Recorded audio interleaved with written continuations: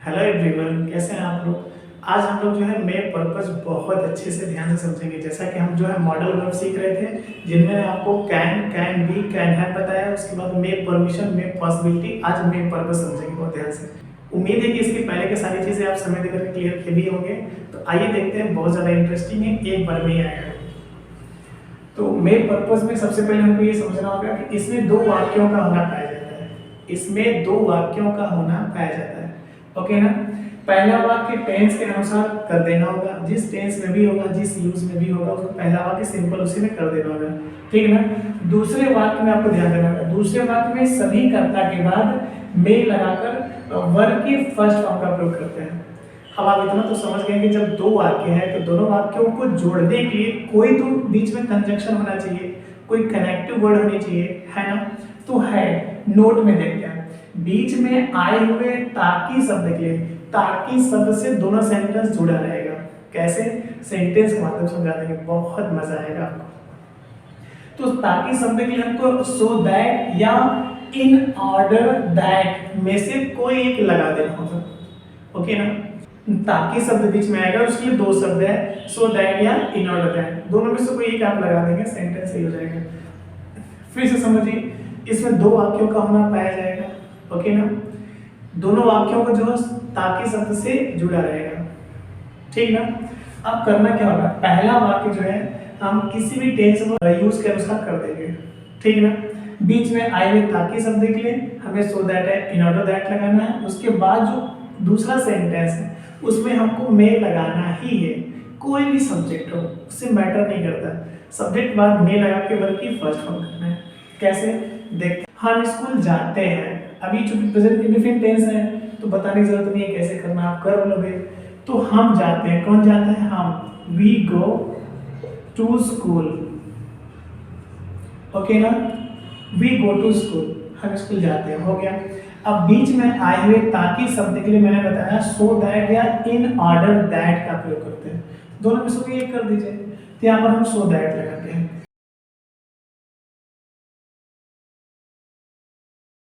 जब स्कूल हम जाएंगे तो शिक्षा भी हम ही प्राप्त करेंगे ना, कोई और तो करेगा नहीं। यहाँ पर कभी कभी सब्जेक्ट छिपा रहता है, हम स्कूल जाते हैं ताकि अच्छी शिक्षा प्राप्त कर सकें। अब देखिए यहाँ पर हम नहीं है, हम शब्द नहीं है, तब भी जो है वहां पर वी लेना पड़ेगा।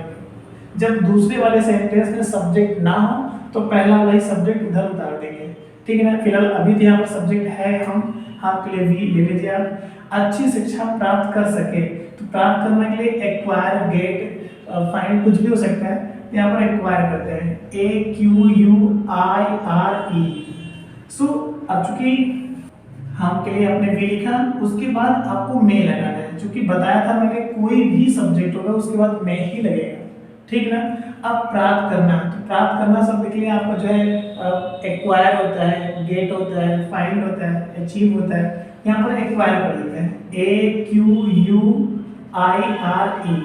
ओके ना। सो वी में एक्वायर अच्छी शिक्षा, गुड नॉलेज।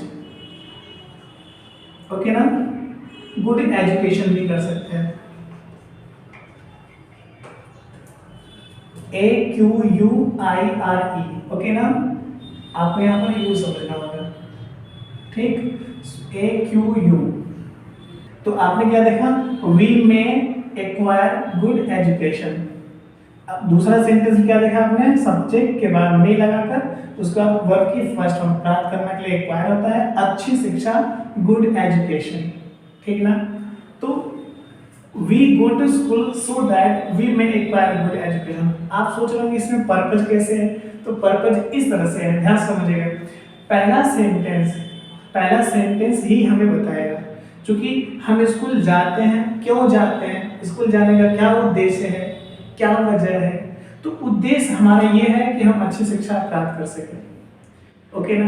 बच्चे मैदान में जाते हैं ताकि क्रिकेट खेल सके। कौन जाते हैं? बच्चे। बट क्यों जाते हैं? ताकि क्रिकेट खेल सके। जो दूसरा सेंटेंस है वही उनका उद्देश्य बताएगा। ऐसे ही आपको समझना होगा। ठीक है। पिताजी बाजार जाते हैं ताकि वो सब्जी ला सके। तो पिताजी बाजार क्यों जाते हैं? ताकि सब्जी ला सके, सब्जी लाने का उद्देश्य है उनका। ओके ना। तो आपको इस तरह से समझना होगा। अब अगला सेंटेंस भी देखते हैं, माताजी हर दिन मंदिर जाते हैं। ताकि पूजा कर सके। माता जी मंदिर क्यों जाती हैं? ताकि पूजा कर सके। क्या उद्देश्य है उनका? पूजा करना उद्देश्य है। ओके ना? तो चलिए बनाते हैं। मदर, हमने आपको बताया पहला सेंटेंस जिस टेंस में होगा उसे उतार देना होगा आपको। क्योंकि जाती है प्रेजेंट इंडेफिनिट टेंस है तो प्रेजेंट इंडेफिनिट टेंस में लिख देना होगा। मंदिर जाती है, गोज टू टेम्पल। ओके ना? हर दिन, ये एवरीडे इसी में लिख दिया जाना है। ताकि शब्द के लिए आपकी मर्जी, चाहे सो दैट लगाइए चाहे इन ऑर्डर दैट लगाइए।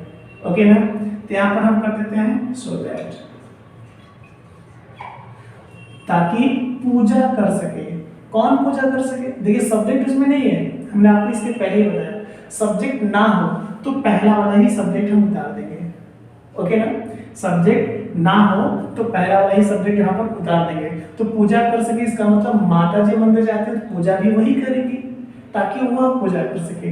तो मदर के अनुसार वहां पर सी ले लेंगे अपने मन से। दो बार मदर मदर रखना अच्छा नहीं होगा ना, सेंटेंस फुट पटान सा लगेगा, इसलिए वहां पर इस नाउन के स्थान में यहाँ पर ये प्रोनाउन लिखेंगे। ठीक है ना? वो पार्सल स्पीच में बताएंगे आपको अच्छे से क्या चीजें होती है इसका मतलब। तो पूजा कर सके सी, यहाँ पर मे लेना होगा। क्यों? क्योंकि सका सखी सके शब्द के लिए यहाँ पर मे लिखना ही होगा। ओके ना? तो हमने आपको बताया है कि दूसरे सेंटेंस में सभी कर्ता के बाद मे लगा के फर्स्ट फॉर्म करते हैं। तो दूसरे वाले सेंटेंस में मैंने क्या किया, सब्जेक्ट अपने मन से लिया क्योंकि यहाँ पर सब्जेक्ट नहीं था। तो मदर के अनुसार मैंने यहाँ पर सी ले लिया, उसके बाद मे लगा के फर्स्ट फॉर्म। पूजा करना क्या होता है? वर्शिप, WORSHIP, वर्ब की फर्स्ट फॉर्म, लास्ट में फुल स्टॉप। एक बार पढ़िए इसको। मदर गोज टू टेम्पल, माता जी मंदिर जाती हैं एवरीडे, हर दिन, प्रत्येक दिन। ताकि शब्द के लिए सो दैट, पूजा कर सके। कौन पूजा कर सके? वह पूजा कर सके। वहां पर देखिए सी लिया मैंने, सी में वर्शिप। ओके ना? So mother goes to temple so that she में वर्शिप देयर। ओके ना?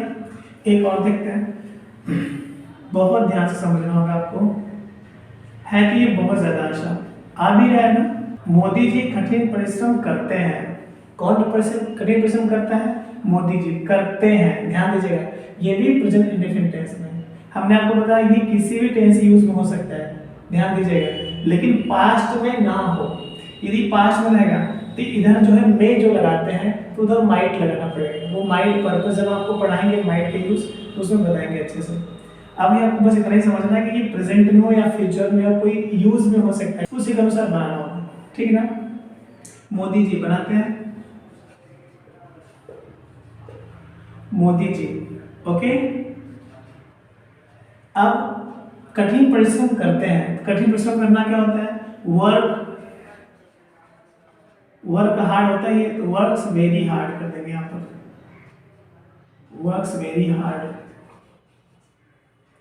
Modi ji works very hard, Modi ji बहुत कठिन परिश्रम करते हैं, मान लीजिए वहां पर। ताकि शब्द के लिए इन ऑर्डर दैट कर दीजिए यहाँ पर, इन ऑर्डर दैट, ताकि वह देश की सेवा कर सके। ताकि देश की सेवा कर सके ये भी हो सकता था, वह नहीं होता तब भी यहाँ पर मोदी जी के अनुसार यहाँ पर ही लेते, जैसे मदर के अनुसार यहाँ पर सी लिए थे। ओके ना? तो यहाँ पर हमको जो है ताकि शब्द के लिए मैंने इन ऑर्डर दैट लगा दिया, देखना, ताकि शब्द के लिए इन ऑर्डर दैट, उसके बाद वह के लिए ही हो जाएगा। कर सके, सके शब्द के लिए यहाँ पर मे लगाना होगा। अब सेवा करना सर्व होता है, तो सर्व लिख दीजिए SERVE, SERVE, सर्व। देश की शब्द कंट्री, COUNTRY, लास्ट में फुल स्टॉप। आ रहा समझ में? So Modi ji works very hard in order that he may serve the country. आ रहा समझ में? मस्त है ना? तो अब आपने क्या देखा, पहला जो सेंटेंस है वो टेंस के अनुसार हो गया। प्रेजेंट इंडेफिनिट टेंस में है तो प्रेजेंट इंडेफिनिट टेंस में बता दिया। ताकि शब्द के लिए मैंने सो दैट या इन ऑर्डर दैट लगा दिया, वह देश की सेवा कर सके, बस इसमें मे लगा के फर्स्ट फॉर्म कर देना। ठीक ना? बस मे लगा के फर्स्ट फॉर्म कर देना। एक और है, आप लोग मुझे सुनते हैं ताकि अच्छी अंग्रेजी सीख सके। कौन सुनते हैं? आप लोग सुनते हैं, ये भी प्रेजेंट इंडेफिनिट टेंस है ना? सो कौन सुनते हैं? यू ऑल या ऑल ऑफ यू क्या करते हैं? You all listen to me, you all LISTEN, listen to me. Okay ना। So you all listen to me, आप लोग मुझे सुनते हैं, हो गया। ऑल ऑफ यू भी हो सकता है, सिर्फ यू भी करेंगे तब भी सही है, आपकी मर्जी। So you all listen to me, आप लोग मुझे सुनते हैं, ताकि शब्द के लिए हमने आपको बताया so that, in order that में से कोई एक लिख देना होगा, सेंटेंस सही होगा। तो सो दैट कर देते हैं ताकि अच्छी अंग्रेजी सीख सकें। कौन सीख सके? क्योंकि सब्जेक्ट भी लिखना है आपको, दूसरे सेंटेंस में सब्जेक्ट पहले आएगा, उसके बाद में लगा के फर्स्ट फॉर्म करनी है ना। तो आप लोग के अनुसार, ओके ना। तो आप चूंकि यहाँ पर सब्जेक्ट नहीं है तो पहला वाला सब्जेक्ट यहाँ पर ले लेंगे, ओके ना। नाउन होता तब तो प्रोनाउन लेते, यहाँ पर पहले से ही प्रोनाउन है तो बस वही उतार दीजिए, ओके ना। यू उतार दीजिए यहाँ पर, so that you may, so that you may सीख सके। सीखना क्या होता है? लर्न ना अच्छी अंग्रेजी, क्या गुड इंग्लिश।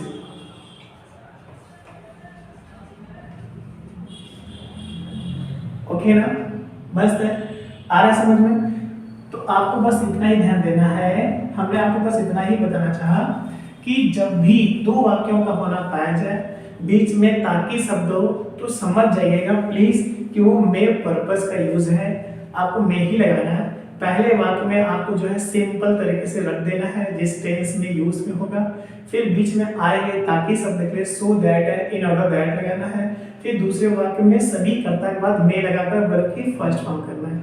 आई होप ये सारी चीजें आपको समझ में भी आ गई, बहुत ज्यादा आसान भी है ये, आप इसे जल्दी से नोट कीजिए, फिर हम जो है इंग्लिश में भी कुछ सेंटेंस लिख करके उसकी प्रैक्टिस कर देते हैं। Okay, thank you.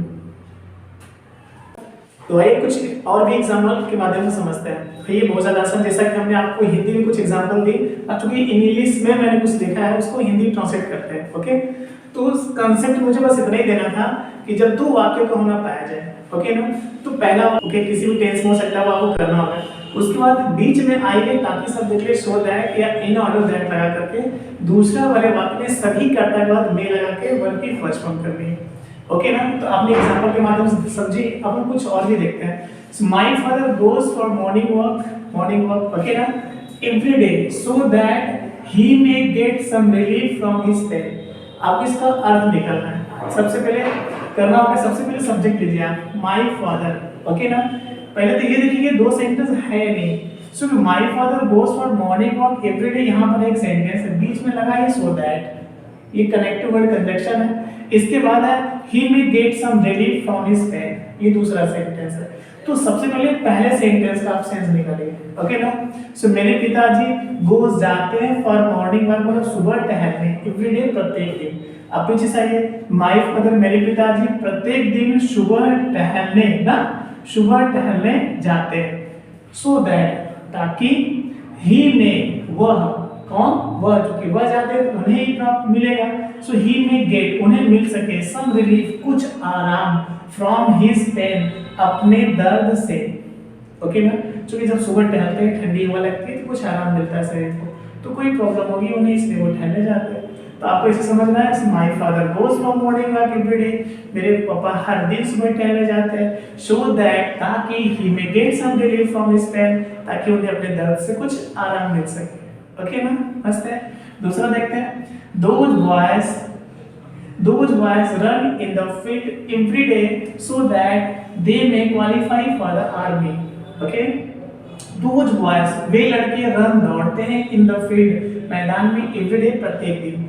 ऐसे तो अर्थ में नहीं करना है, सब्जेक्ट के बाद पीछे जाना होगा आपको। सो वे लड़के हर दिन मैदान में दौड़ते हैं ताकि, सो दैट ताकि, दे में वे, दे मींस वे लोग क्वालिफाई कर सके फॉर द आर्मी, मतलब आर्मी के लिए। कितना ज्यादा आसान है।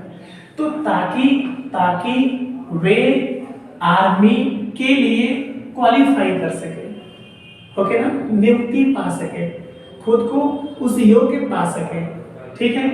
तो कितना ज्यादा ये भी आसान था। Those boys run in the field every day so that they may qualify for the army, वे लड़के मैदान में हर दिन दौड़ते हैं ताकि वे लोग आर्मी के लिए खुद को चयन करा सके, ठीक है ना। तो today I will go to Varanasi in order that I may take bath in the Ganga, ये और भी ज्यादा आसान है। सो टुडे, आज, I will go means I will go to Varanasi मतलब वाराणसी को, आज मैं वाराणसी को जाऊंगा इन ऑर्डर दैट, ताकि ओके ना आई में मैं टेक ले सकूं बाथ मतलब स्नान, अर्थात आज मैं स्नान कर सकूं इन द गंगा मतलब गंगा में। आज मैं वाराणसी जाऊंगा ताकि मैं गंगा जी में स्नान कर सकूं। बस इतना ही मतलब था, आसान है ना। इस तरह से सेंटेंस आपको मीनिंग एक्सरसाइज में आप स्पीकिंग में कितना ज़्यादा मस्त है, आप यूज़ कर सकते हैं जहाँ भी आपको इस तरह से लगता है। तो please try to use these types of sentences in your daily life routine, in your communications, so that you may improve your language, and wish you very all the best. And I'm sure that you got it well about, and I'm also sure that you do not have even a single problem that I explained today. Thank you so much. Wish you very all the best for your bright future. Thank you.